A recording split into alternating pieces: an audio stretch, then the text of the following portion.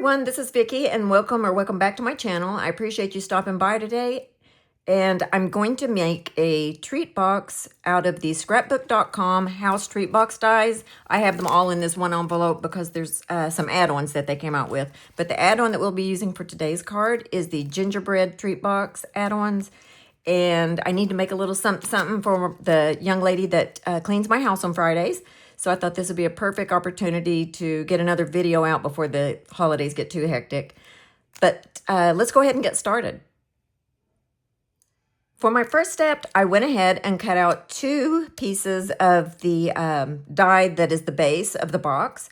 And for right now, that's what I'm going to focus on. Let me move these to the side.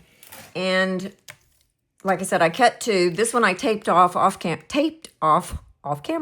That was a lot for me to say.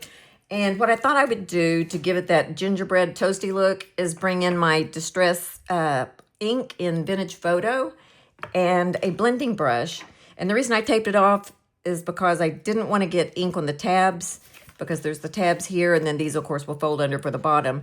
But I wanted to make each panel look like it was an individual panel as far as the shading goes. Oh, excuse me for bumping the camera. But anyway, so here's how I'm going to do the panels. I'm just going to go in around the edges, and I'm even going to incorporate the edges across the top of the box, kind of like a cookie would be. If only my gingerbread cookies came out this pretty. I'm usually a little bit dark.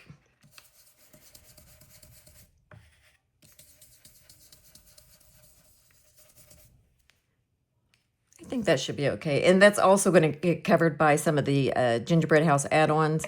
But I think that'll be okay. Just add a little bit of color. And we'll go ahead and move this. I'm going to leave that bottom one in place. We'll move that to that side. And move him out of the way so he doesn't get ink, period. And do I need to move that? No, that's okay. So on this one, let me just move my ink out of the way. I'm going to go ahead and ink it in the same fashion.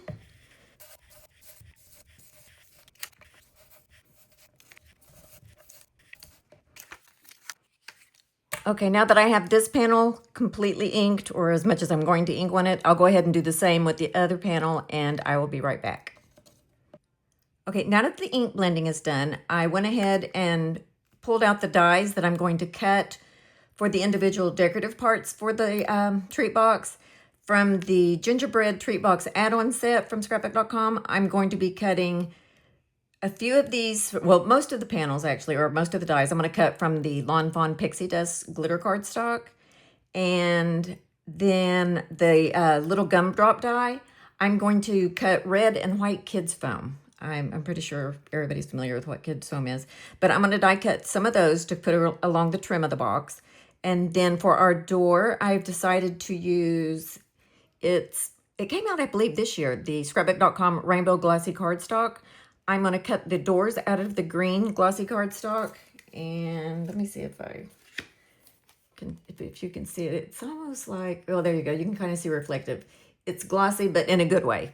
So I'm going to cut the door from that. This little shingle panel will also be cut from the Pixie Dust cardstock from Fawn, and the same as the trim on the door and the windows.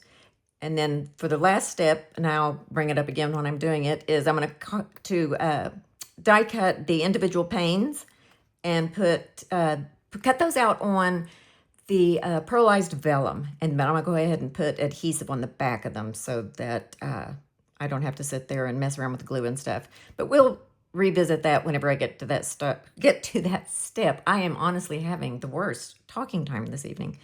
But let me go ahead and pull the cardstocks and get these pieces die cut. And I will probably cut 2 of each one, except for the shingles. I think I'm going to leave that single shingle. But anyway, I'm going to cut those 5 times a piece. Well, actually, 5 times for each side. So I'm going to cut 10 of these out of the Pixie Dust cardstock. And those will be the shingles at the top of the box. But everything else, I'm going to go ahead and double up. And if I don't need it, I'll just toss it, because I keep every little scrap as if there's going to be a paper apocalypse sometime soon. But I'm going to go ahead and get started on that, and then I will be right back. So I got all my die cutting done, and I'm going to set these up here for a moment. And these are the windows, the panes in the windows. And I cut those out of Xyron-backed Tonic paper, let's see, Tonic pearlized silver vellum paper. And you can see here where I die cut them. But I just put double-sided adhesive on the back and then ran it through my die cut machine. And that way each one of these, I won't use the frame, but each one of those little window panes I will insert into our Pixie dust windows. And you'll see that as we move along in the process. But I thought to get started, I wanted to assemble the box, or decorate the box, should I say, before I completely assemble it. But I want to get these two taped together. So I'm going to bring in this 1/4 inch double-sided adhesive, and I'm just going to put this down the tabs on both sides. Make sure that I'm in frame. Grab my little scissors. And there's one. And let's go ahead and put that on the second one.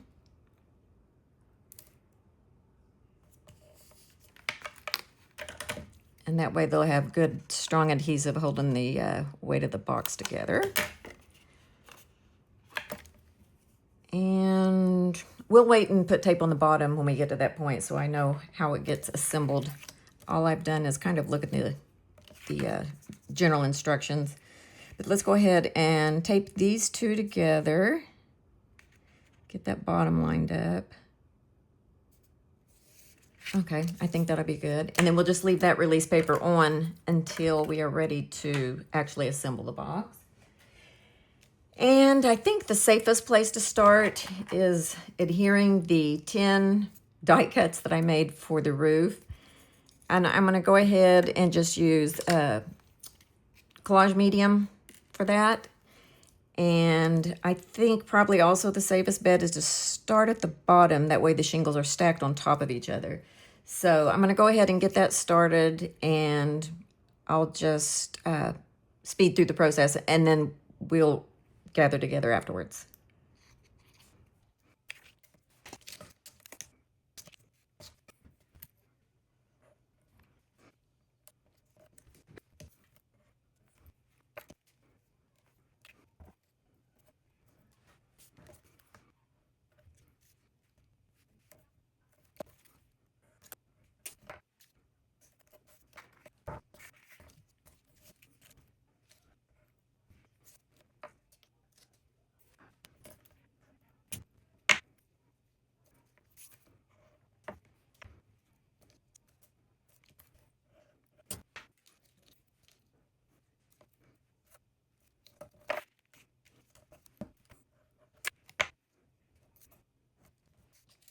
For the gumdrops that I told you I was going to cut from green and red kids foam, here are 4 of the 12 that I cut out. And what I think we're going to do is cover them with glossy accents and then use some distress rock candy glitter to make them look more sugary. So I thought I would show you the way I was going to do it with 4 of them. I can actually zoom in a bit. Just a smidge more. Okay. So I'm just going to cover them with glossy accents so they'll be shiny.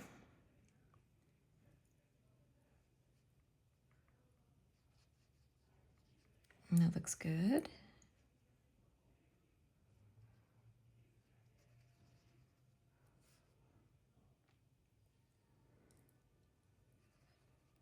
And then I'll alternate the red and green as I go around the bottom of the sides that have the window on them on our little gingerbread box. Put the lid back on that and get out the rock candy glitter. And I'm just going to sprinkle these generously, that is. And I like to gently tap across the top. It may not be necessary, and then I will just leave that to dry. Might have tapped a little too hard on those. But essentially, that's what we're going to do is these will dry. I'll set them aside to dry, get the other 8 of them done. And while they're drying, we'll go ahead and start decorating the treat box. Okay, so I've brought back in our treat box and our little die cuts for the decorations. I cut one from the Pixie dust cardstock, and then the second one, as you can see, I cut from just regular white cardstock. That way they'll be reinforced and nice and sturdy. So we'll start gluing those together and going ahead and decorating the box. And I've done the same for the little icing panels that'll go on the side. So I'm going to start gluing those together, and then I will be right back after we get these all assembled.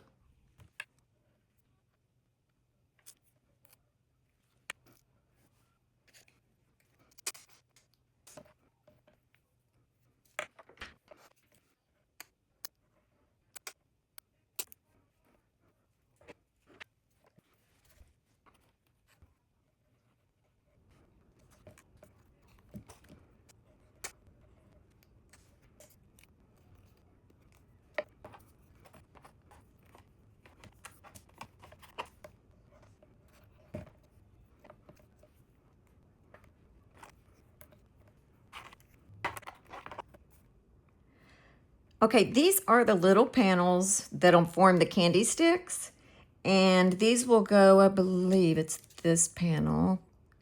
And they're going to look red and white striped. But what I thought I would do is take my, what is this, RV29 Copic marker. And I'm going to use the chisel end since I don't care what happens to it. And we're just going to color these red. Probably as well as my fingertips. Yep.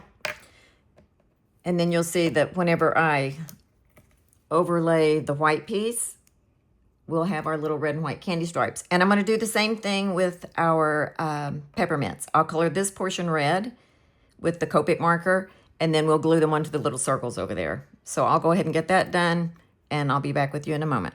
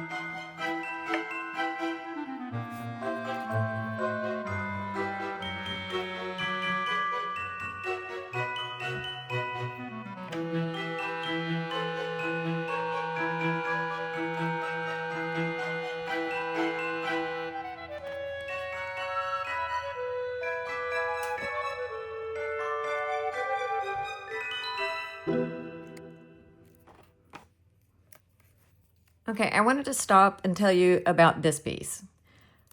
While I was assembling these, because I wanted to use the door frame from the main set that had the base of the treat box. Sorry, I'm stuttering and stammering. I wanted to use that door frame because it was so pretty, but I wanted to have the decorative gingerbread frame behind that. So what I'm going to have to do, or what I did, is I cut 4 additional of this little decorative door frame from the main die set, and I cut the loop part off, and I cut that 4 times. That way I will have a support to put behind this die cut at the bottom. So I just wanted to explain what I did there in case you want to make a very similar box.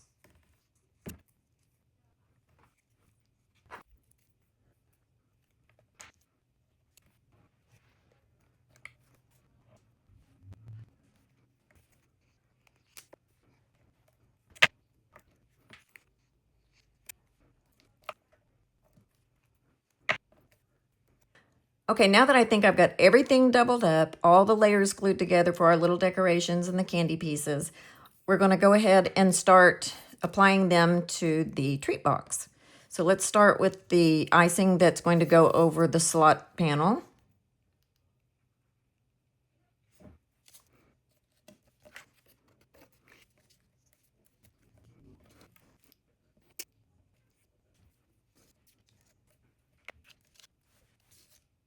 Okay, while we have a wait on those, to let the glue dry, I'm going to go ahead and do the windows.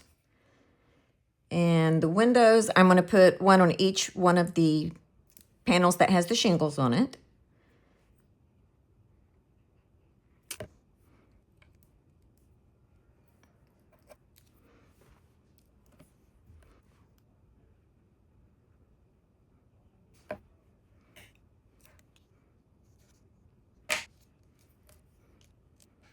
So while we're waiting for some of the other pieces to dry, and for me to quit getting red ink smudged on all of the glitter cardstock, I thought what I would do is go ahead and start putting some of the candy sticks and the doors on the side of the box that has the little scallop top edge where the pretend icing is. And we'll just apply liquid adhesive to the back side of those.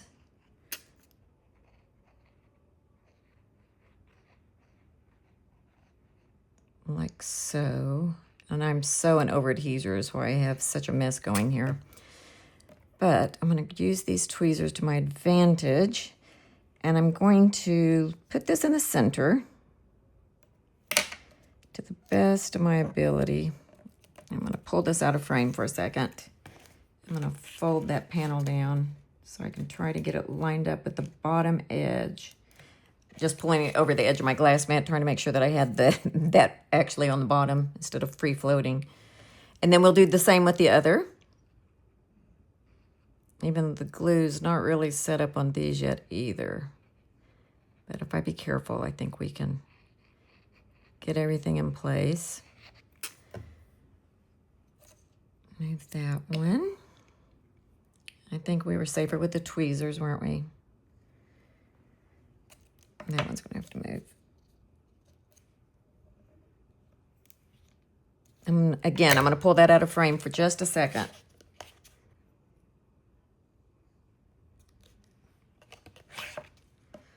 Okay. Now I've got the doors on. I hope I didn't move that after I slid it out of the way. And while I've got the doors drying, we'll go ahead and apply the peppermints that we made. And I'm going to put those just above the door. Move that momentarily. My hands are starting to get so shaky. It's horrible. Okay. Oh, I never moved it.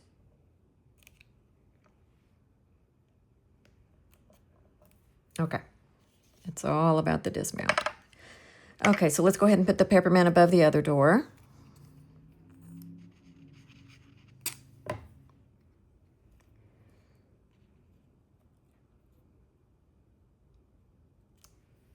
I think that'll be fine. Do a little more gently this time. And let's see. I think we'll wait on the peppermint sticks for just a moment and go ahead and put these little embellishments. These were the little, let me verify which die set that they came from. This was part of the gingerbread die set. They were kind of like little S's, but I thought I would butt two of them together. Probably something like this, I don't know. And make little icing swirls. I'm gonna go ahead and put glue on those and get them in place, and we'll get them drying as well.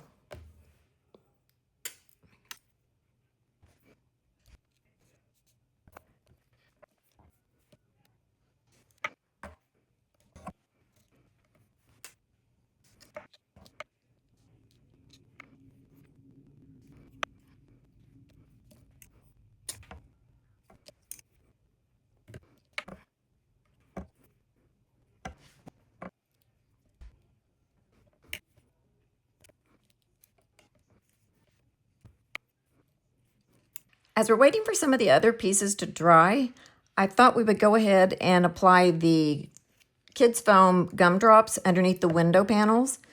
And I'm just going to alternate them red, green, red, green.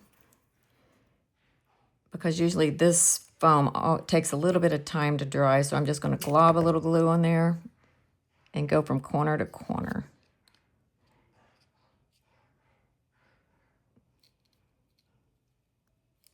So slippery.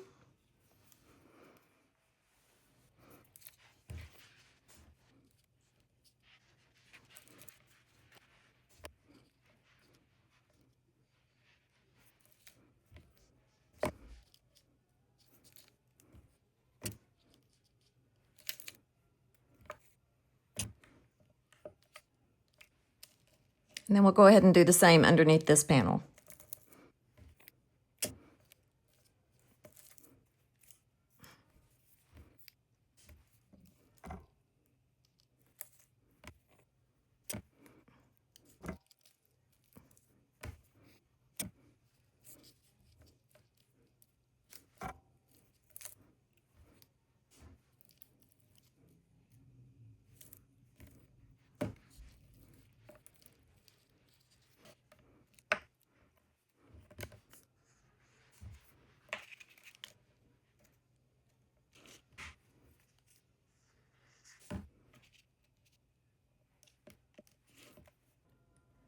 Now that most of the decor is dry, the gumdrops might be a little bit wet. I think we can go ahead and fold in the tab that has the adhesive backer still on it and remove that.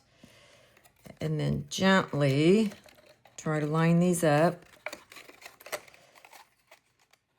and get that as square as we can, because I'm not going to put glue, because the last thing I want is that sliding around. So I'm just going to take my hands on the inside and press that seam, as you can see there. And I think that's going to hold nicely. Then we have our bottom pieces. I'm guessing here. I think what I'll do is put adhesive on these outer two panels. So let's go ahead and do that like so. You may not be able to actually see it very well since it's at a bad angle. But I'm just going to go ahead and cut off some adhesive. And I'll put some here. Where did I put my little scissors? There. And we'll put some here. I don't know if you can see it. All the flaps are still in the way. I'll just cut a piece. And put a piece here. And one more piece on that other side.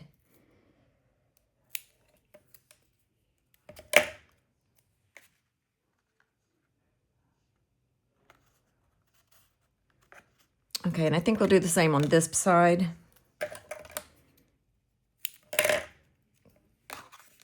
Little bits of adhesive. And I'm sorry, my hands are in the way. It's just hard to do and show at the same time.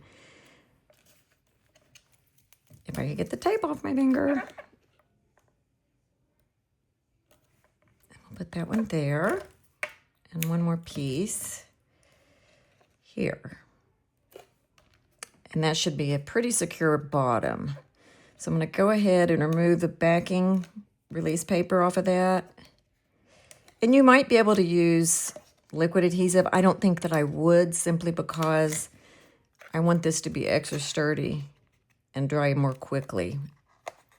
I think both have their advantages. This one has the you get one shot at it, and then you've just torn up your little gingerbread box.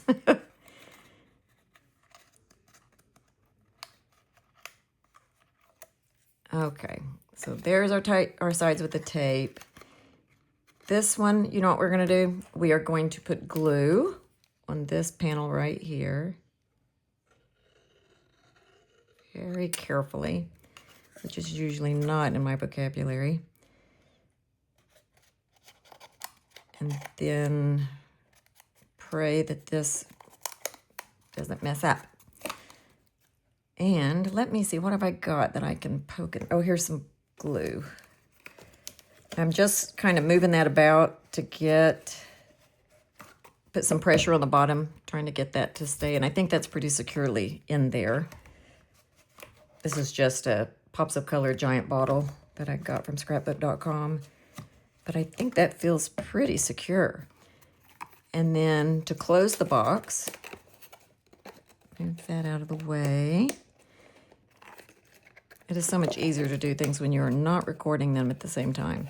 Let's try that again. Okay, there's one side. And there's our other side. And there you have your little treat box. And it should hold enough to be able to put some candies, and then we thought we'd put a little gift in there for her also that we already have. But I thought that would be really cute with maybe just like a little tag of some sort. I have one made, and I can't even remember which spellbinder set it's from, but it says Possibly Socks that I thought was adorable. And it's a, one of the letterpress plates with just some ribbon through it. So I thought I might use that on it. I'm not quite sure, but just in case anyone had the spellbinders, the scrapbook.com treat box, I thought I would just show you what it was like for me to put it together, because this is my second one, and the first one, even though this felt challenging, it was also all the more challenging because the go-bys that I found on the internet just weren't quite, I think, detailed enough for me to see what, like, how many of those do I need? You know, just that kind of stuff. But anyway, I thought it turned out really cute. Oh, wait a minute. We didn't put our window panes in there. I got ahead of myself. One moment. Got to get our little window panes in there. And to do that, I'm going to take them one at a time and struggle with it.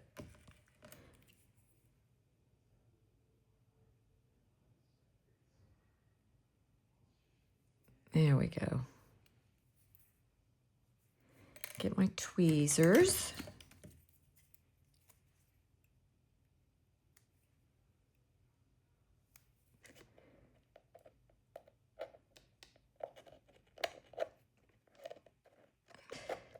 But yeah, so I'm going to do that for each one of the panes on both sides, and then we'll take one last look at the box.